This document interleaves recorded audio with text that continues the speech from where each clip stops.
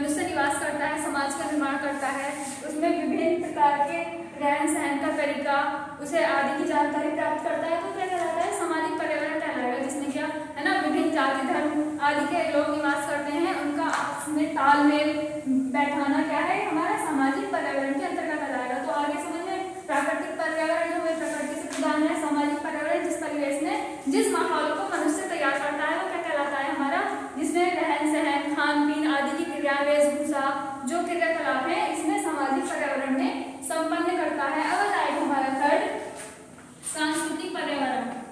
तीसरा कैसा है हमारा? सांस्कृतिक पर्यावरण।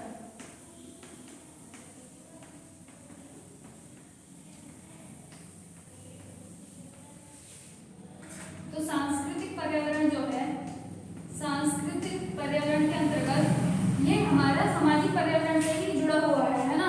जैसे जिस समाज में मनुष्य रहता है उसमें कुछ ऐसे औद्योगिक संस्थान, ऐसे इस समय परिवेश में जैसे कि कुछ हमारी संस्कृतियां होती हैं, धर्म से जुड़ी हुई होती हैं, जैसे कि कुछ रूढ़ी रीति रिवाज जाएंगे इसमें, जैसे संस्कृति, लिपि, भाषा आदि, कानून, प्रथाएं, इनका सबका समावेश किसमें होता है? सांस्कृतिक पर्यावरण में होता है। जैसे कि देखिए, कोई हमारा सांस्कृतिक, इसमें भौतिक प्राकृतिक पक्ष आ जाएगा हमारा सांस्कृतिक, ऐसे ही अभौतिक सांस्कृतिक पक्ष आ जाएगा। तो जैसे कि मैं तुम्हें बता रही हूँ, इसके अंतर्गत धर्म संबंधित संस्कृति, जो हमारे धर्म ग्रंथ है ना, उनका अध्ययन करना, ये सब किसके अंतर्गत आएंगे? हमारे सांस्कृतिक पर्यावरण। जैसे कि हम पूजा पाठ में विश्वास करते हैं सब अलग अलग धर्म के लोग, तो ये हमारा आ जाएगा सांस्कृतिक पर्यावरण के अंतर्गत आ जाएगा। तो 3 प्रकार का पर्यावरण है। अब हमारा नेक्स्ट जो हेडिंग है वह आएगा पर्यावरण का जनजीवन पर प्रभाव, है ना। हमारे चैप्टर का यही है, हम जनजीवन पर पर्यावरण का प्रभाव पढ़ेंगे। तो पर्यावरण पर जो प्रभाव पड़ता है, पर्यावरण का जनजीवन पर जो प्रभाव पड़ता है, 2 प्रकार का प्रभाव पड़ता है ना। एक तो प्रत्यक्ष रूप से, है ना, डायरेक्ट रूप से प्रभाव पड़ेगा पर्यावरण का मनुष्य पर, और दूसरा इनडायरेक्ट, है ना, अप्रत्यक्ष रूप से। तो पहला हेडिंग है हमारा प्रत्यक्ष रूप से क्या प्रभाव पड़ता है। तो प्रत्यक्ष रूप से जो प्रभाव पड़ेगा,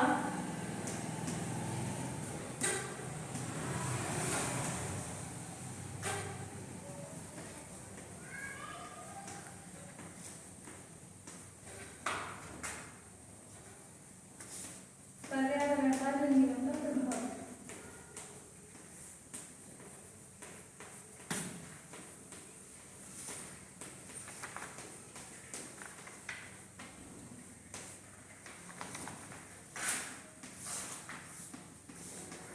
ये क्वेश्चन बहुत ज्यादा पूछा जाता है एग्जाम में कि पर्यावरण का प्रत्यक्ष रूप से क्या प्रभाव पड़ता है। तो देखिए, इसमें प्राकृतिक पर्यावरण की महत्वपूर्ण भूमिका होती है, और प्रत्यक्ष प्रभाव जो है प्राकृतिक पर्यावरण से ही मिलता जुलता है, रिलेटेड होता है। तो पहला है हमारा जनसंख्या पर प्रभाव।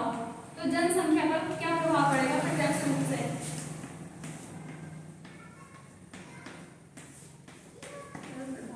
तो समझ लीजिए, जो हमारा पर्यावरण है, प्राकृतिक जो पर्यावरण है, तो जनसंख्या पर क्या प्रभाव हमें देखने को मिलेगा। तो इसमें जनसंख्या का मुख्य रूप क्या है? भौगोलिक और प्राकृतिक पर्यावरण पर डिपेंड करता है।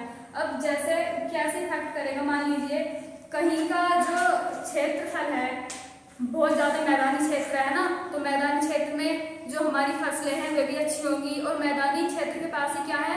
नदियां हैं, जिससे क्या उनकी फसलों की सिंचाई हो सकती है। तो वहाँ अधिक हमें जनसंख्या का घनत्व देखने को मिलेगा। तो जैसे ही हम रहते हैं मैदानी क्षेत्र में ही जनसंख्या निवास अधिक करती है। जैसे हमारा प्रदेश उत्तर प्रदेश है, मैदानी क्षेत्र है, यहाँ की जनसंख्या घनत्व कैसा है? पूरे भारत में सबसे ज्यादा अधिक जनसंख्या उत्तर प्रदेश में ही पाई जाती है।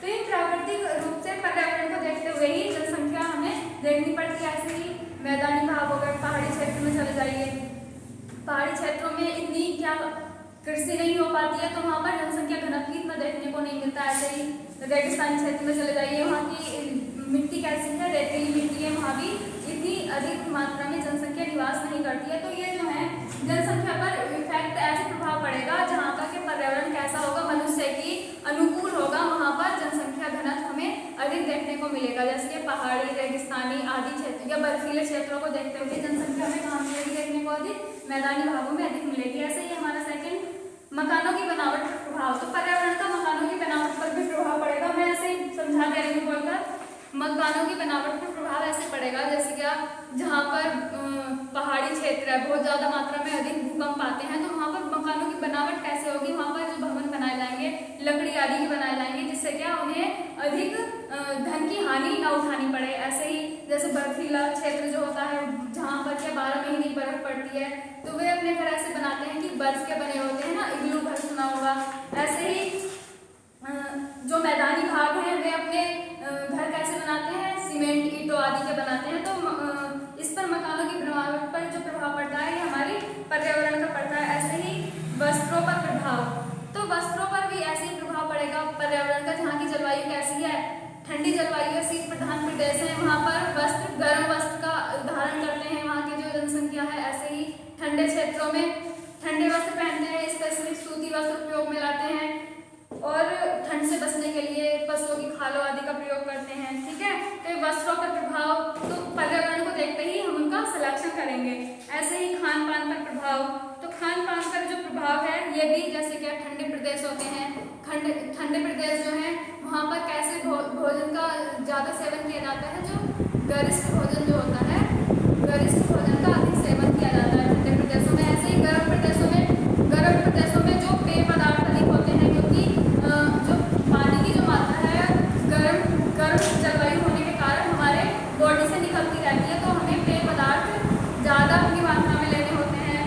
तो ऐसे ही नेक्स्ट है हमारा मूल व्यवसायों पर प्रभाव। तो व्यवसाय भी किस पर निर्भर करते हैं, हमारी जलवायु या पर्यावरण पर डिपेंड करते हैं। ऐसे ही मूल व्यवसाय जैसे क्या भौगोलिक पर्यावरण, मैदानी क्षेत्रों में पशुपालन आसानी से किया जा सकता है, मछली पकड़ना, हस्तशिल्प आदि व्यवसायों का चयन हम कैसे करेंगे, जैसे क्या वनों से लकड़ी प्राप्त करना, ऊन, तो जहाँ पर क्या जलवायु शीत प्रधान है वहाँ पर ऊन का व्यवसाय किया जा सकता है। ऐसे ही कच्ची सामग्री उपलब्धि, जहाँ पर यह जो हमारा व्यवसाय जो डिपेंड करता है, जहाँ से कि हमें कच्ची सामग्री आसानी से उपलब्ध हो जाती है, तो वहाँ पर हम अपना व्यवसाय स्थापित कर सकते हैं। तो ये सारे जो डिपेंड करता है हमारी प्राकृतिक, इस पर ही डिपेंड करता है कि हमारे जो पर्यावरण है प्राकृतिक, वहाँ की जलवायु कैसी है, इसी पर डिपेंड रहता है। फिर है हमारा शारीरिक लक्षणों